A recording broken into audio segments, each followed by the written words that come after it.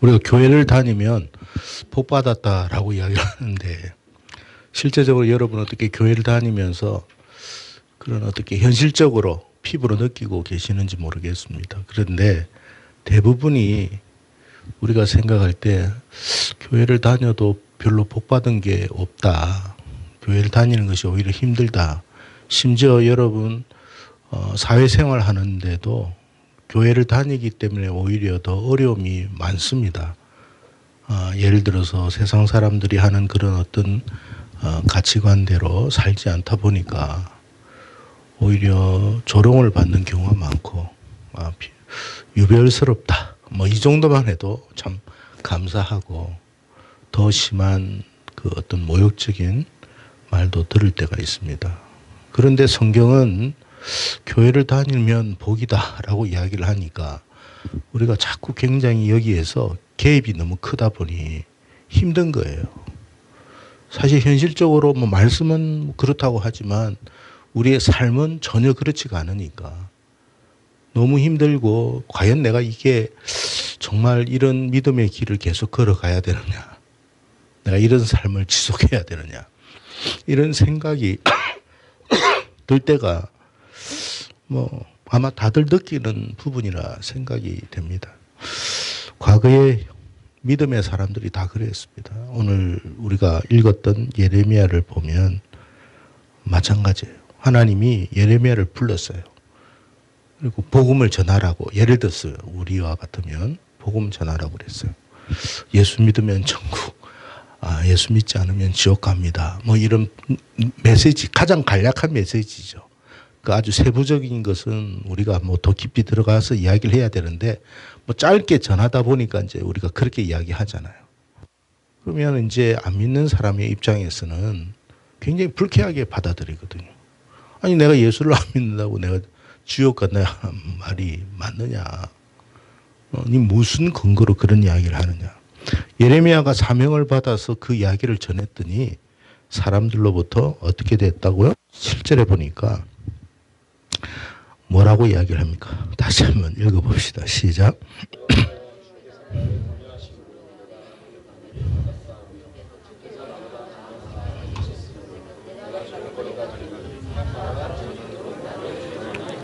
예, 8절도 한번 읽어봅시다. 시작. 내가 말할 때마다 외치며 파멸과 멸망을 선포. 여호와의 말씀으로. 복음 전하라고 해서 복음을 전했는데 세상으로부터 어떻게 오는 반응은 복이 아니잖아요. 굉장히 멸시를 받고 조롱을 받았습니다. 하나님이 하라고 하니까 했는데 왜 이런 삶을 내가 살게 됩니까? 그렇게 이야기합니다.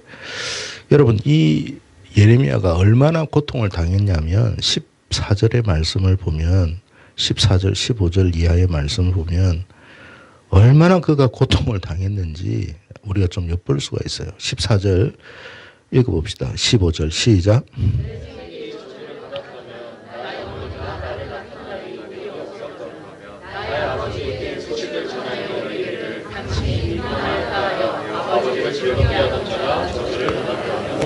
심지어 안 태어났으면 더 좋았겠다 할 만큼 세상으로부터 그런 대우를 받은 거예요. 그러니까 누구로부터 이런 비방을 받게 되었느냐 하면 예레미야의 가장 자기가 친했던 친구들로부터 받은 거예요. 그러니까 전혀 생판 모르는 사람한테 그런 모욕을 받아도 힘든데 자기 동네 사람들, 자기 친구 이런 사람들로부터 이렇게 대우를 받았거든요. 그리고 친구들은 어느 정도 했느냐면 그냥 대놓고 예레미야를 저주를 하기도 했습니다. 그러니까 사람이 사회생활을 하고 인간관계가 있다 보니 이런 삶을 산다는 것 자체가 너무 고통스러운 거예요. 여러분 제가 말씀드린 것은 믿음의 길을 걸어간다는 게 그렇게 쉬운 게 아니다라는 거예요.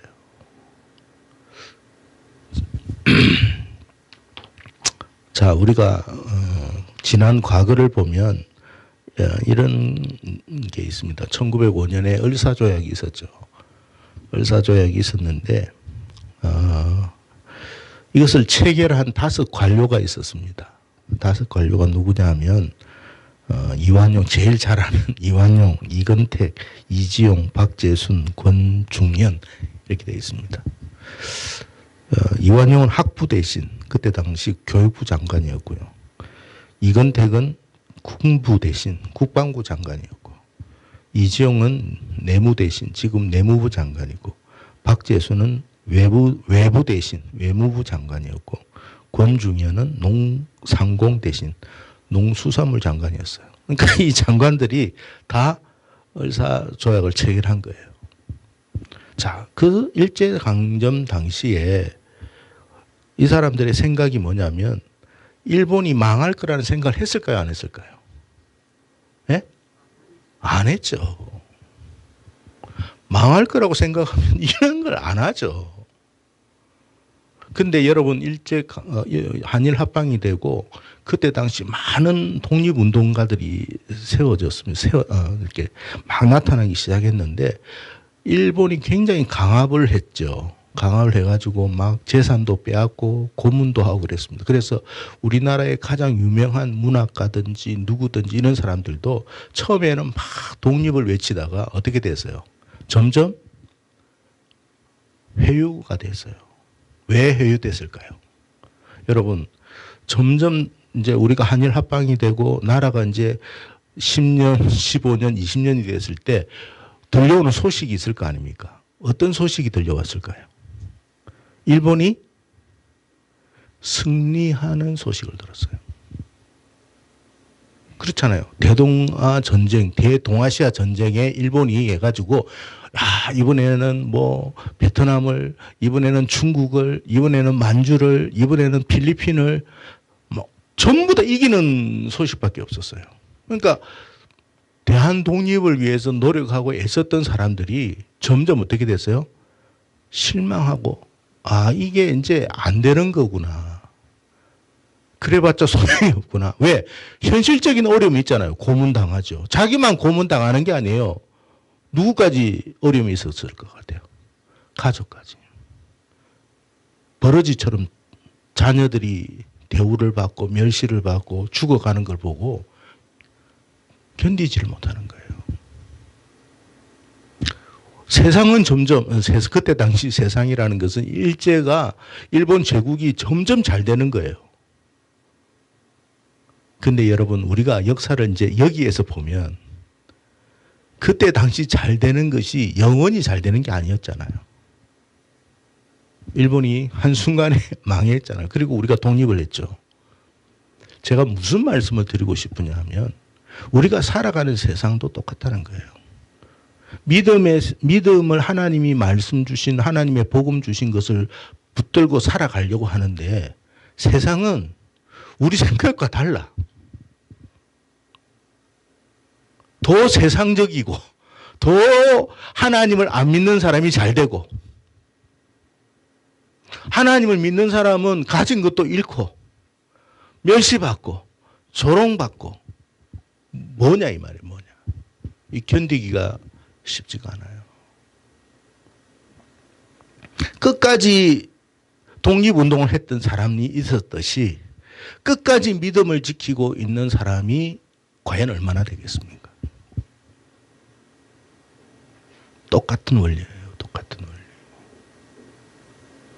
예레미야가 여러분 하나님 말씀을 받고 사명을 감당하는데, 여러분 오죽하면 자기 동족, 가장 친한 친구들로부터 이런 멸시를 받았어요. 여러분, 우리가 일제시대 때나 여러분 뭐 독립운동을 하든지 나라를 위해서 애국을 하든지 다 마찬가지예요. 정말로 여러분 애국적으로 살아도 세상의 어떤 흐름이 바뀌면 그 가치도 어떻게 돼요? 조롱거리밖에 안 돼요. 근데 그거를 끝까지 지키고 이겨가는 것이 중요하다는 거예요. 믿음의 세계도 마찬가지다 말이에요. 그래서 여러분, 우리 청년들이 믿음 생활하면서 사회생활하고 친구들과의 만남과 관계 속에서 요즘 뭐 교회에 대한 인식이 별로 좋지 않잖아요. 솔직히 이야기해서. 뭐 교회 다닌다고 아유 참 또 병자 하나 생겼네. 환자 하나 생겼네. 그렇게, 그 정도만 해도 양호해요, 양호. 근데 그게 너무 이제 한두 번도 아니고 계속 그런 어떤 압박이 들어오면 믿음 생활하는 것이 너무 힘듭니다. 지칩니다. 얼마나 견딜 수 있을까? 여러분, 그걸 이겨 나갈 수 있기를 축복합니다. 세상은 영원하지 않다고 성경은 미리 이야기했어요. 다니엘을 통해서 하나님이 먼저 보여주셨잖아요. 세상은 이렇게 흘러갈 것이고 마침내 끝이 오고 그 끝날 세상은 영원한 하나님의 나라가 될 거라고 하나님이 다니엘을 통해서 보여주셨어요. 그죠? 다니엘이 살 때는 바벨론 시대였고 바벨론 시대 때에 뭘 보여줬느냐 하면 바벨론이 망할 걸 보여줬어요. 여러분 생각을 해보세요. 바벨론 시대 때에 바벨론이 망할 거라고 다니엘에게 말해준 거예요. 가장 바벨론이 왕성할 때 바벨론은 망한다. 여러분 믿어지겠습니까? 그게 믿겨지겠어요? 하나님 말씀이라 하지만. 근데 바벨론이 망했잖아요. 그 망한 걸 봤거든요. 그리고 어느 나라가 들어왔어요? 페르시아가 들어왔잖아요. 여러분 다니엘이 여러분 그때 기록했을 때 페르시아라는 나라가 바벨론 당시 때에 세워질 거라고 무슨 생각을 했겠습니까?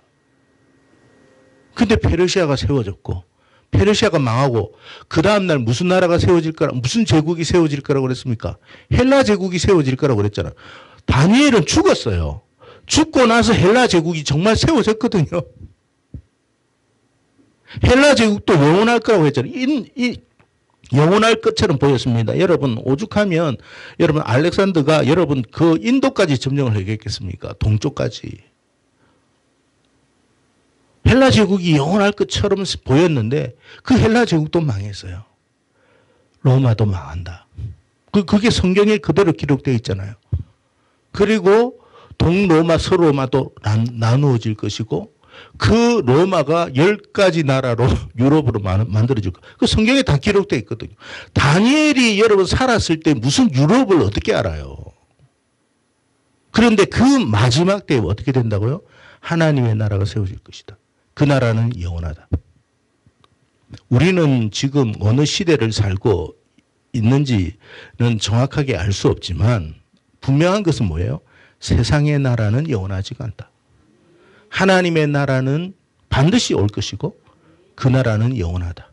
그러면 우리는 이 세상에 비록 살지만 어느 나라를 바라보고 살아야 돼요? 망하지 않는 영원한 나라를 보는 거예요. 그것이 믿음을 지키는 거예요. 지금의 세상에서는 아까 이야기했죠. 일제강점기 때에 세상에서 들려오는 소식은 일본이 승리했다라는 소식밖에 없었어요. 일본이 1945년도에 망할 거라고 누가 생각을 했겠습니까? 만약에 그것을 알았다면 고문을 당하더라도 자기의 어떤 독립, 이 대한민국의 독립을 위해서 살았겠죠. 그런데 여러분, 현실은 그렇게 안 보였던 거예요. 그러니 어떻게 해요? 현실에 적응하자. 현실에 순응하자. 내가 이런다고 뭐 달라질 게 없지 않느냐. 여러분, 믿음은 그런 거예요. 우리가 바라볼 때 지금의 세상이 영원할 것 같죠? 그렇지 않습니다. 하나님 나라는 반드시 온다. 네가 그 사실을 믿어라. 그 성경에 미리 이야기를 해줬으니까. 우리가 성경에 보니까 미리 그 세상이 되어가는 걸 보니까 아, 세상이 그렇게 되겠구나. 제가 이란 전쟁 이야기 했잖아요.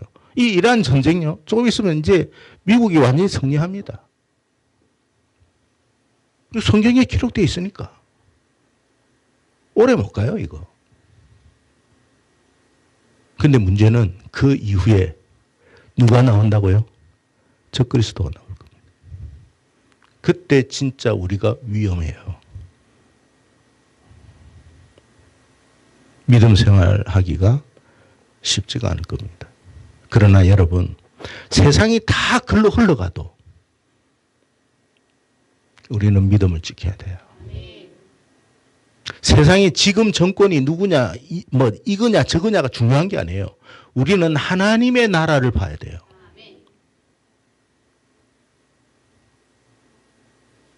그게 그리스도인들이 걸어가야 할 삶이에요.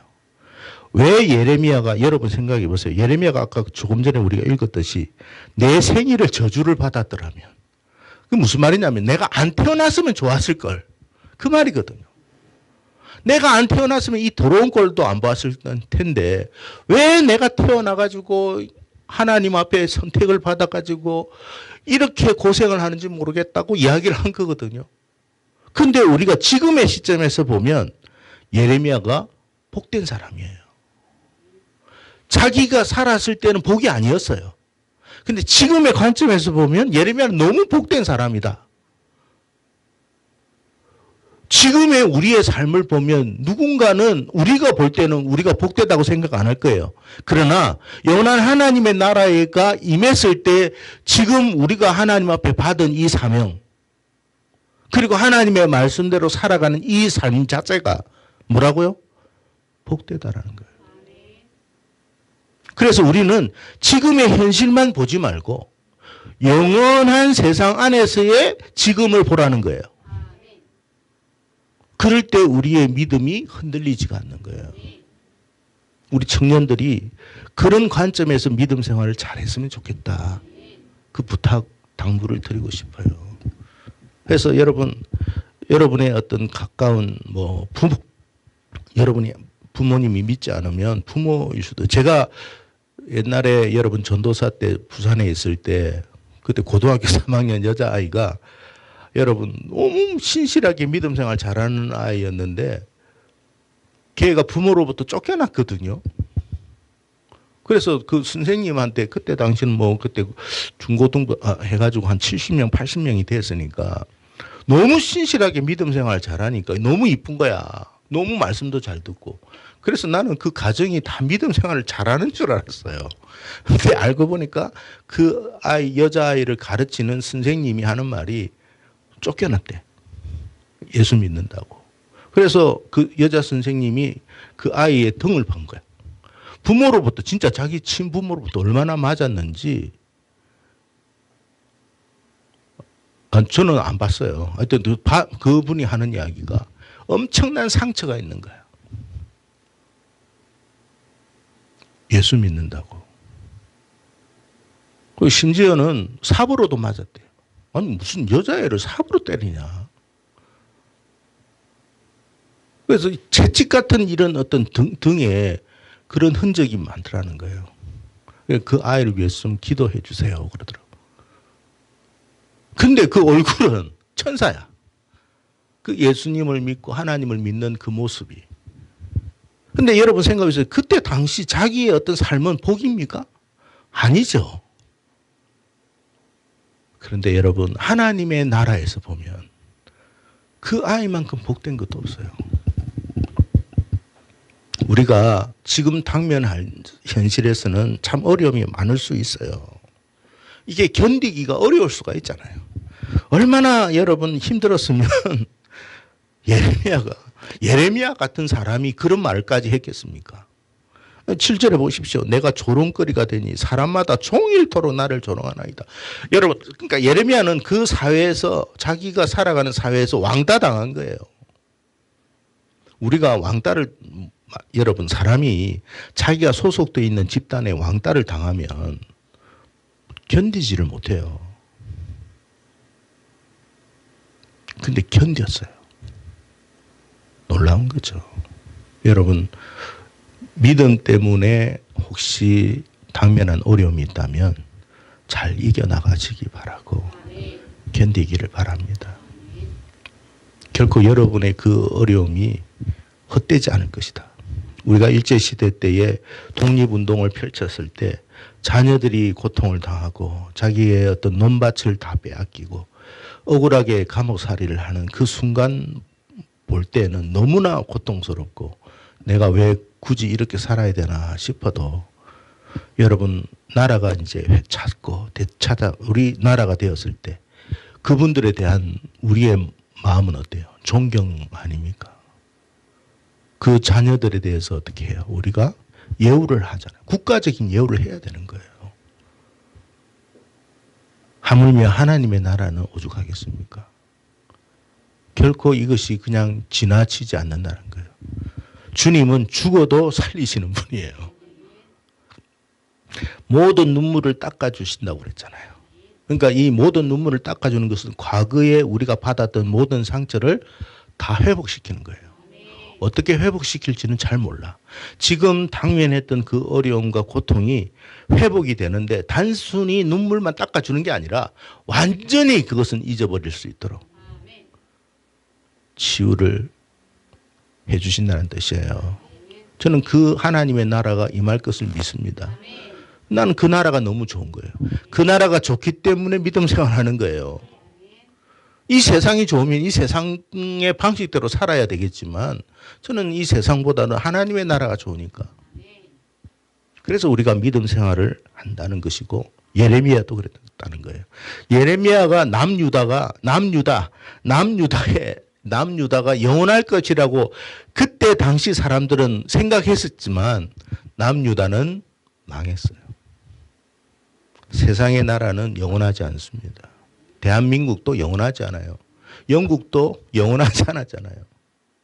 프랑스도 그렇고 세상의 나라는 영원하지 않습니다. 그러나 여러분 생각해 보세요. 이 성경을 기록했던 그 이스라엘과 그 나라와 그 복음이 여러분 생각해 보세요. 2500년 전에 나라를 잃었던 그 이스라엘이 나라를 찾고 독립을 하고 지금처럼 이렇게 강성해지는 것은 그 나라를 보라는 게 아니에요. 하나님의 역사를 보라는 거지. 하나님이 살아 계시기 때문에 그런 일이 일어난다고 이야기하는 거예요. 그러니까 우리는 보이지 않는 하나님의 살아 계심을 믿어야 되는 거예요. 아, 하나님이 살아 계시니까 저 코딱지만 정말 우리나라 강원도밖에 안 되는 나라거든요. 그 나라가 세계 경제를 다 지배하고 있잖아요. 여러분 국가 인구 해봤자 1000만이 안 되는데 그 1000만도 안 되는 나라, 물론 뭐 해외까지 다 합치면 한 2000만 명 된다고 하는데 유대인들이 세계 경제를 다 쥐고 있어요. 그 사람들이 특별해서가 아닙니다. 하나님이 그들을 주목했고 지목했기 때문에 그런 거예요. 마찬가지예요. 하나님이 우리를 지목하셨잖아요. 네가 내 백성이다. 여러분 하나님께 인정받은 것만으로도 복입니다. 어떤 연예인이 이름은 제가 잊어버렸는데 그분이 영화 배우인데 자기가 가장 존경하는 선배 연예인이 있는데 그 연예인 그 선배로부터 뭐라고 받았냐면 야, 너 연기 참 잘하더라. 술자리에서 그 한마디 들었대요. 펑펑 울었답니다. 인정받았다는 것 자체가. 우리가 하나님 앞에 인정을 받는다면 어떻게 되겠어요? 지금까지 무명으로서 살아도 그 서러움이 한순간에 다 씻겨져요. 주님이 우리를 잊지 않습니다. 소자에게 냉수 한 그릇도 잊지 않는 분인데 주님의 사명을 받고 살아가는 우리를 주님이 잊으시겠습니까? 결단코 잊지 않습니다. 주님이 우리를 인정한 거예요. 주님께서 인정한 우리의 삶이 복이라는 것을 잊지 마시고 여러분 어려운 가운데서도 신앙생활 하는데 흔들림 없이 잘 살아갈 수 있기를 주님의 이름으로 축복합니다.